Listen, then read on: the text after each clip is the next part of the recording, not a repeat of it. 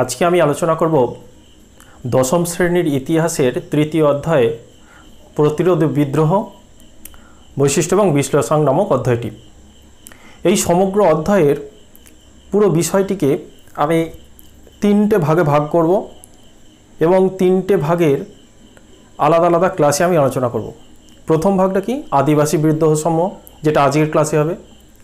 Next ক্লাসে যেটা হবে সেটা হচ্ছে ধর্মীয় উন্মাদনায় যে সমস্ত বিদ্রোহগুলো হয়েছিল, যেমন ফরাজি, ওয়াহাবি, তারপর সন্ন্যাসী ফকির বিদ্রোহ। শেষ যে ক্লাসটা হবে এই অধ্যায়েরই সেটা হচ্ছে নীল বিদ্রোহ কেন্দ্রিক, কারণ নীল বিদ্রোহের চরিত্রটা অন্যান্য বিদ্রোহগুলি থেকে আলাদা ছিল।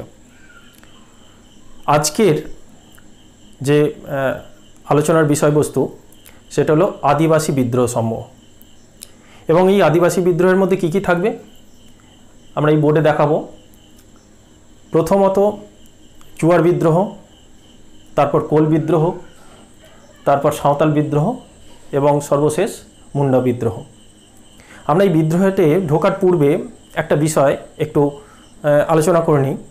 সেইটি হলো, আমরা ইতিহাস পড়তে পড়তে বা ইতিহাস চর্চা করতে করতে মাঝে মাঝেই কয়েকটা শব্দ পাই, যেমন বিদ্রোহ, অভ্যুত্থান, বিপ্লব, এগুলো শুনে থাকি। এই প্রত্যেকটারই কিছু অর্থ আলাদা আলাদা আছে। যেমন কোনো ব্যবস্থার বিরুদ্ধে বা কোনো প্রতিষ্ঠানের বিরুদ্ধে যখন মুষ্টিমেয় বা ব্যক্তিগত উদ্যোগে যখন আন্দোলন হয় তাকে আমরা বলবো বিদ্রোহ। এই বিদ্রোহটা সশস্ত্র হতে পারে বা অস্ত্র নানীয় হতে পারে। অভ্যুত্থান, এই বিদ্রোহগুলো যখন প্রবল আকার ধারণ করে এবং সশস্ত্র রূপ নেয় তখন তাকে বলবো অভ্যুত্থান। আর কি? বিপ্লব। বিপ্লব কথাটার অর্থ ব্যাপক।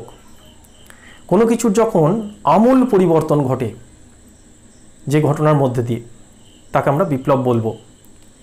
সেক্ষেত্রে শান্তিপূর্ণ উপায়ও হতে পারে অথবা রক্তাক্ষয়ী যুদ্ধের মাধ্যমেও হতে পারে।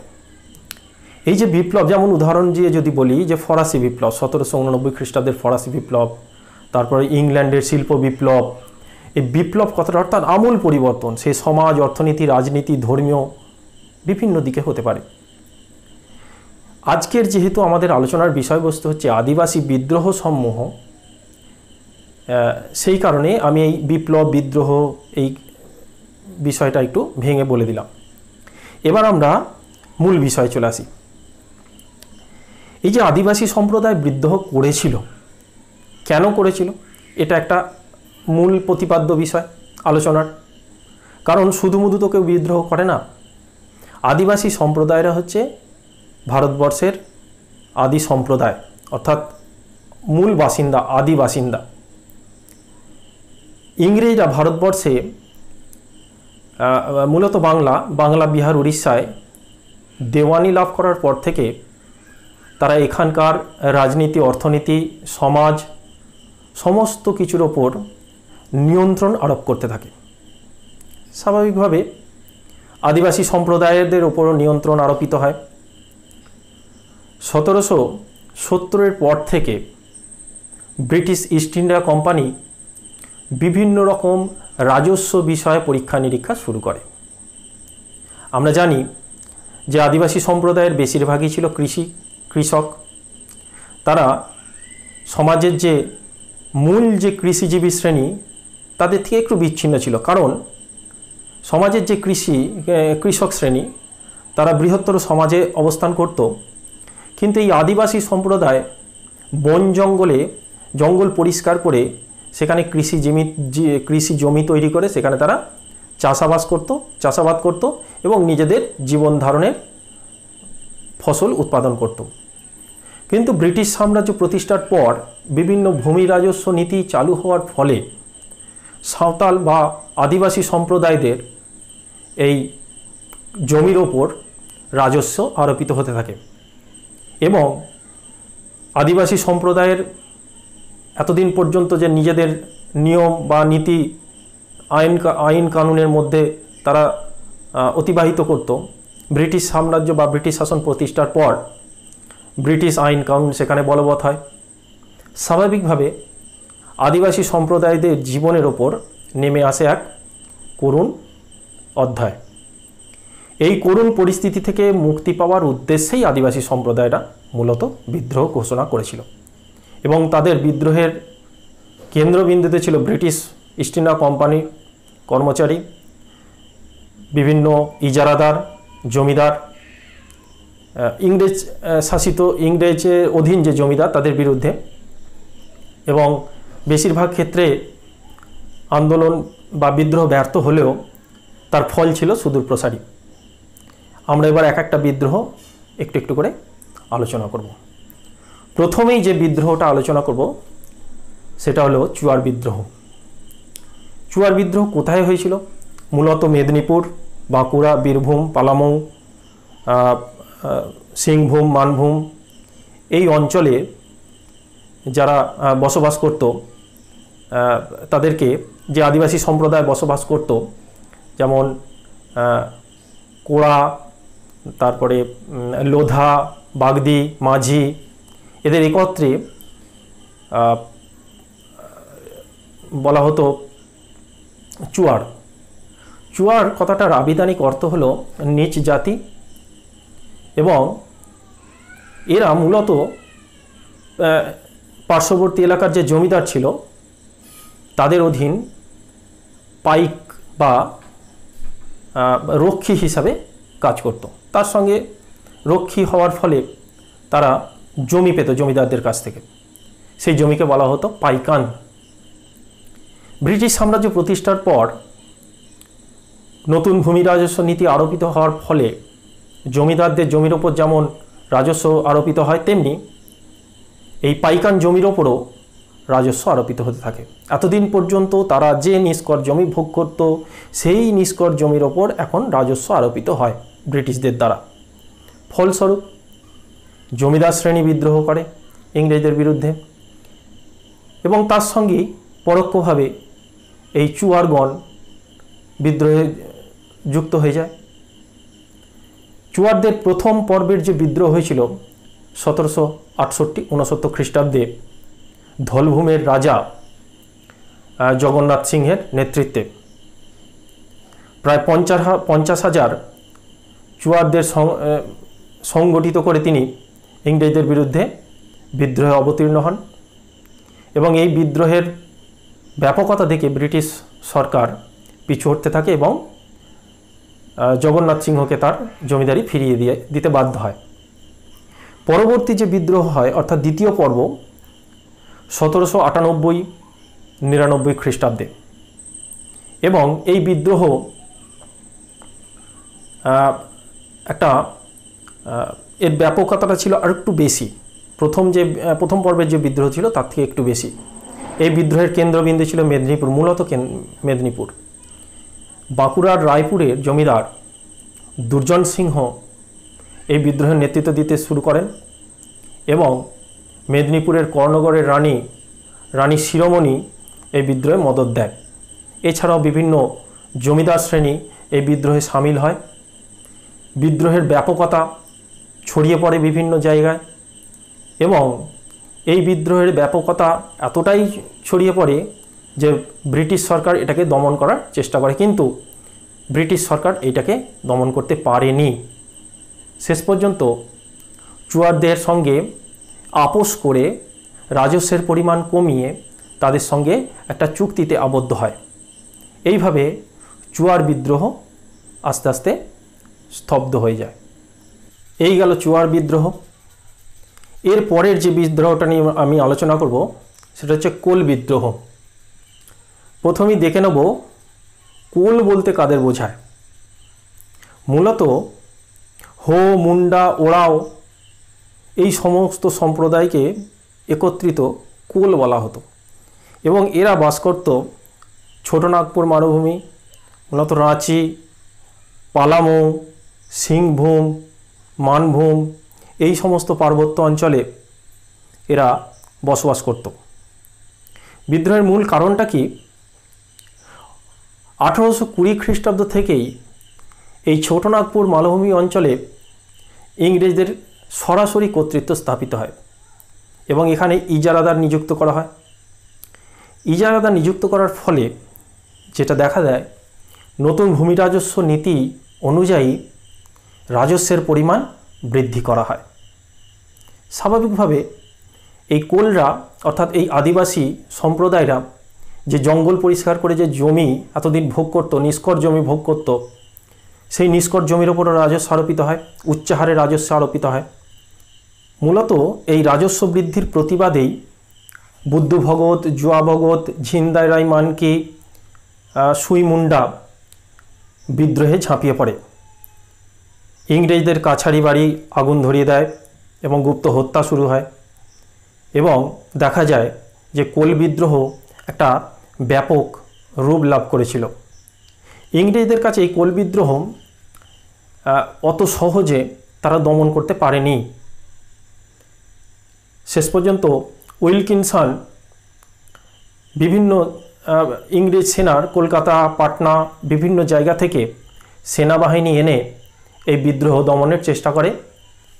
1831 থেকে 32 এই দীর্ঘ 2 বছর লড়াইয়ের পর কোল বিদ্রোহ দমিত হয়। পরাজিত হলেও দক্ষিণ পশ্চিম সীমান্ত এজেন্সি নামক একটা নির্দিষ্ট জায়গা করে দেওয়া হয় এই আদিবাসীদের জন্য এবং ঠিক করা হয় যে সেখানে ব্রিটিশদের আইন কানুন বলবৎ হবে না, রাজস্ব আরোপিত হবে না।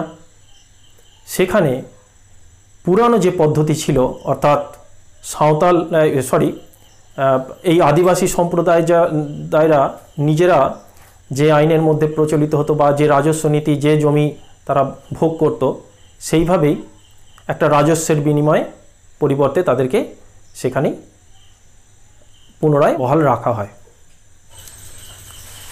পরবর্তী যে বিদ্রোহটা নিয়ে আমি আলোচনা করব সেটি হলো মোটামুটি আদিবাসী বিদ্রোহের মধ্যে সবথেকে গুরুত্বপূর্ণ এবং সুদূর প্রসারী ফলাফল ছিল যে বিদ্রোহের, অর্থাৎ সাঁওতাল বিদ্রোহ। এই সাঁওতাল বিদ্রোহে ঢোকার পূর্বে আমরা জেনে নেব কোন অঞ্চলে এই সাঁওতাল বিদ্রোহ হয়েছিল। মূলত বীরভূম, বাঁকুড়া, পালামৌ, হাজারদুয়ারি, সাঁওতাল অধ্যুষিত যে সমস্ত এলাকা এবং আর একটা যে জায়গা ছিল সেটা হচ্ছে হাজারদুয়ারি, রাঁচি, ছোটনাগপুর মালভূমি, এই সাঁওতাল অধ্যুষিত এলাকায় এই সাঁওতাল বিদ্রোহ লক্ষ্য করা গিয়েছিল। সাঁওতাল বিদ্রোহের কারণ আমরা একটা একটা করে এই সাঁওতাল বিদ্রোহের কারণগুলো এখানে লিখে দেবো এবং সেগুলো আমরা ব্যাখ্যা করব। ব্রিটিশ সাম্রাজ্য প্রতিষ্ঠার হওয়ার পর আমরা জানি, আমরা আগের বিদ্রোহগুলোতে আলোচনা করেছিলাম যে নতুন রাজস্ব নীতি চালু করা হয়। চিরস্থায়ী বন্দোবস্ত চালু হওয়ার ফলে এই সমস্ত সাঁওতাল অধ্যুষিত এলাকায় রাজস্বের পরিমাণ বৃদ্ধি হয় এবং এই সাঁওতাল সম্প্রদায় রাজমহল তাদের এই জায়গাগুলো পরিত্যাগ করে রাজমহলের পার্বত্য অঞ্চলে এবং মুর্শিদাবাদের বিভিন্ন পার্বত্য অঞ্চলে এসে পাহাড়ের প্রান্ত অঞ্চলে তারা জঙ্গল পরিষ্কার করে চাষযোগ্য জমি করে তারা বসবাস করতে শুরু করে। সাঁওতালরা এই যে জঙ্গল পরিষ্কার করে পাহাড়ের প্রান্ত দেশে যে জমি তৈরি করেছিল তারা বলতো দামিন ইকো বা পাহাড়ের প্রান্ত দেশ।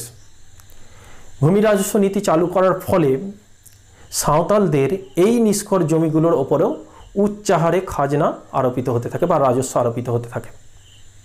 1, 2 কি ইংরেজরা বা ব্রিটিশ ইস্ট ইন্ডিয়া কোম্পানি নগদে রাজস্ব নেওয়ার ফলে সাঁওতাল সম্প্রদায়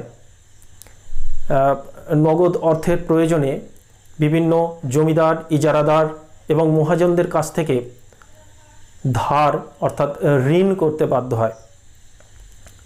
ফলস্বরূপ কী হয়, ঋণের জালে জড়িয়ে পড়ে সাঁওতাল সম্প্রদায় তাদের সর্বস্ব বিক্রি করতে বাধ্য হয়েছিল, তাদের জমি, তাদের পোষ্য। এ থেকে মুক্তি পাওয়ার একটা কারণ, বিদ্রোহের একটা কারণ। নেক্সট 3 নম্বর কি, যে এই অঞ্চলে নতুন নতুন ইজারাদার এবং ব্যবসায়ীর আগমন ঘটে, যাদেরকে এই সাঁওতাল সম্প্রদায় দিকু বলে ডাকত, বহিরাগত। তারা নতুন নতুন ব্যবসা বাণিজ্য শুরু করে এবং অন্যায়ভাবে কম ওজনে পণ্য সামগ্রী বিক্রি করত এবং সাঁওতালদের থেকে যখন কিনতো ভারী বাটখারা দিয়ে তারা জিনিসপত্র কেনাবেচা করত। এর ফলে কি হয়, সাঁওতালরা বিভিন্ন দিক থেকে তারা ঠকতে শুরু করে দিকুদের কাছ থেকে। এ থেকে মুক্তি পাওয়ার জন্যই সাঁওতালরা বিদ্রোহ করে। নেক্সট কি, ডালহৌসির আমলে রেলপথ প্রবর্তন শুরু হয়। সাঁওতাল অধ্যুষিত এলাকার ওপর দিয়ে বা তারা যে জমি তৈরি করেছিল জঙ্গল পরিষ্কার করে, সেই জমির ওপর দিয়ে রেলপথ প্রবর্তন শুরু হয়। রেলপথ প্রবর্তনকে কেন্দ্র করে বিভিন্ন ঠিকাদার, বিভিন্ন শ্রমিক প্রবেশ করতে থাকে ওই সমস্ত এলাকায় এবং কম পারিশ্রমিকেও এই সাঁওতালদের রেলপথ নির্মাণে বাধ্য করত। আর যেটা করত, সাঁওতালদের বিভিন্ন পোষ্য যেমন গরু, ছাগল, মুরগি এই সমস্ত ঠিকাদাররা কেড়ে নিয়ে যেত। সাঁওতাল রমণীদের সম্মান হরণ করত। এ থেকে মুক্তি পাওয়াটাই ছিল সাঁওতাল বিদ্রোহের অন্য একটা কারণ। নেক্সট কি, এই সময় খ্রিস্টান মিশনারিরা সাঁওতালদের বাধ্য করত খ্রিস্টান ধর্মে ধর্মান্তরিত হওয়ার জন্য। এই এতগুলো কারণে সাঁওতাল সম্প্রদায় মুক্তি পাওয়ার উদ্দেশ্যেই বিদ্রোহ সংগঠিত করে। এই বিদ্রোহের যারা নেতৃত্বে ছিলেন, সিধু কানু, চাঁদ ভৈরব, কালো প্রামাণিক, ডমনা মাঝি প্রমুখ। এবং 30শে জুন ভগ্নাডিহির প্রান্তরে প্রচুর সংখ্যক সাঁওতালকে জড়ো করে ঠিক করে তারা স্বাধীনভাবে জীবনযাপন করবে এবং 7ই জুলাই তারা বিদ্রোহ ঘোষণা করে। ব্রিটিশ সরকারের বিরুদ্ধে এই বিদ্রোহ এক প্রকার বলা যেতে পারে যে ভারতবর্ষের ইতিপূর্বেকার যে সমস্ত বিদ্রোহ দেখা দিয়েছিল তার থেকে সব থেকে বড় রূপ বা বড় আকার ধারণ করেছিল। এক অসম লড়াইয়ে তারা লিপ্ত হয়ে যায়, কারণ ব্রিটিশ সরকারের কাছে ছিল উন্নত যুদ্ধাস্ত্র, অন্যদিকে এই সাঁওতালদের কাছে ছিল তীর, বল্লম, ধনুক, যেখানে কোনোভাবেই ব্রিটিশদের সঙ্গে পেরে ওঠা সম্ভব নয়। কিন্তু তা সত্ত্বেও সাঁওতালরা পিছু হটেনি বা হার মানেনি। 1856 খ্রিস্টাব্দে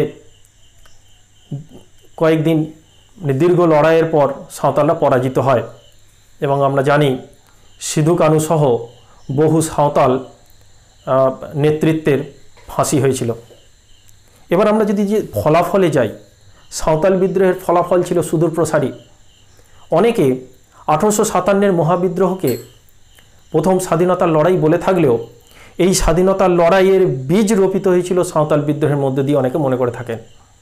এই বিদ্রোহকে কোনো ছোটোখাটো বিদ্রোহ বলতে নারাজ ডক্টর কালীকিঙ্কর দত্ত।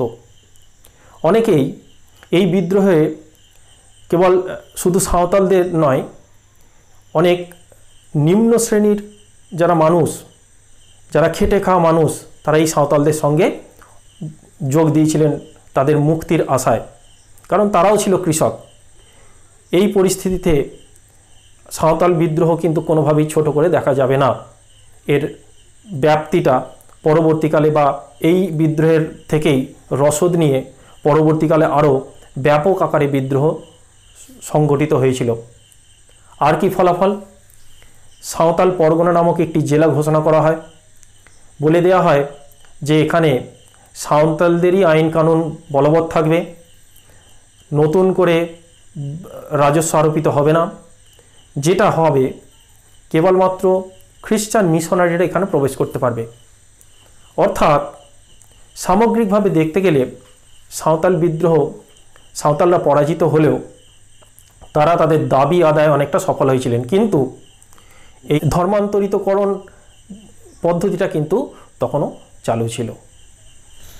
এরপরের আমার আলোচনার বিষয়বস্তু হলো মুন্ডা বিদ্রোহ।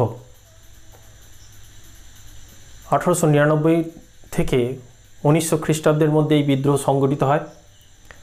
রাঁচি এবং হাজারিবাগ ছিল এই আন্দোলনের মূল কেন্দ্রবিন্দু। এই আন্দোলনের কারণগুলো যদি আমরা দেখি, আগেকার যে বিদ্রোহগুলো ছিল সেই কারণগুলোর সঙ্গে অনেকটা মিল পাব। নতুন ব্রিটিশ ভূমি রাজস্ব নীতি চালু হওয়ার ফলে মুন্ডাদের ইতিপূর্বেকার যে খুঁতকাটি প্রথা অর্থাৎ যৌথ মালিকানা পরিবর্তে ব্যক্তি মালিকানা প্রতিষ্ঠা হয় এবং এতদিন পর্যন্ত তারা যে যৌথভাবে জমি ভোগ করত তা থেকে তারা বঞ্চিত হয়। বাইরের ইজারাদার নিযুক্ত করা হয়, তাদের অত্যাচার, ব্রিটিশ আইন কানুন আরোপ করা হয়, বেকারি অর্থাৎ বেকার খাটানো হয় তাদের। এছাড়াও মুন্ডাদের খ্রিস্টান ধর্মে ধর্মান্তরিত করা হয়। মোটামুটি আদিবাসী বিদ্রোহের যে একাধিক কারণ আমরা দেখেছি আগে, তার সঙ্গে অনেকটা মিল আছে। এই বিদ্রোহের মূল কাণ্ডারি ছিলেন বিরসা মুন্ডা।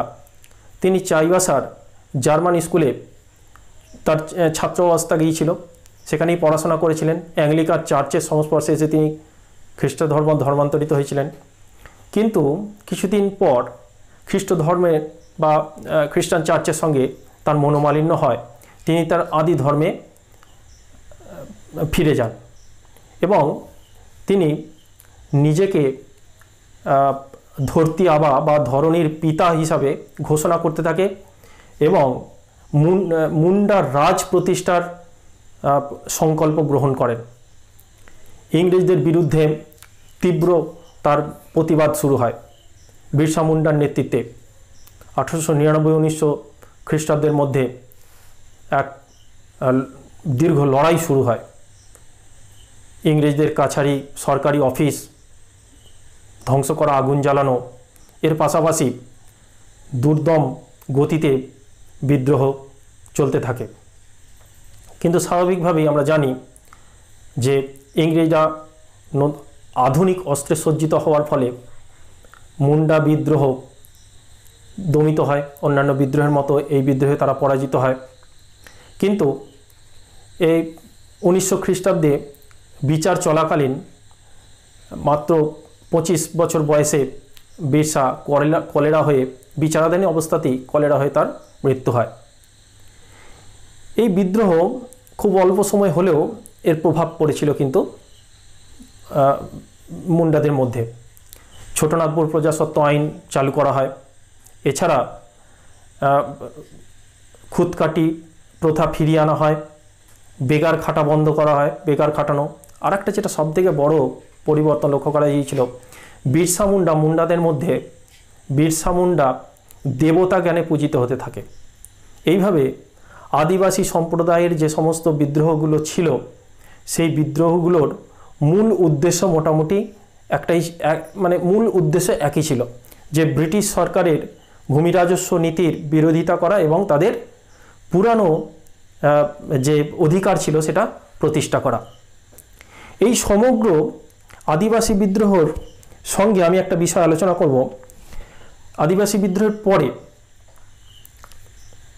ভারতবর্ষে ব্রিটিশরা জঙ্গলের ওপর তাদের আধিপত্য প্রতিষ্ঠার জন্য 1865 খ্রিস্টাব্দে প্রথম অরণ্য আইন চালু করে। 1878 খ্রিস্টাব্দে দ্বিতীয় অরণ্য আইন চালু করে।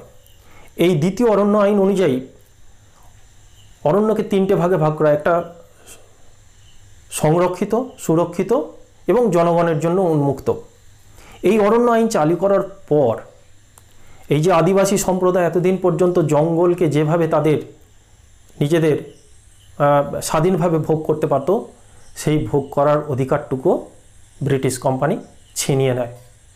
এর ফলস্বরূপ আমরা দেখব পরবর্তীকালে ব্রিটিশ শাসনের বিরুদ্ধে যে সমস্ত বিদ্রোহ হয়েছিল, সেখানে সমস্ত শ্রেণীর মানুষ একত্রিত হয়ে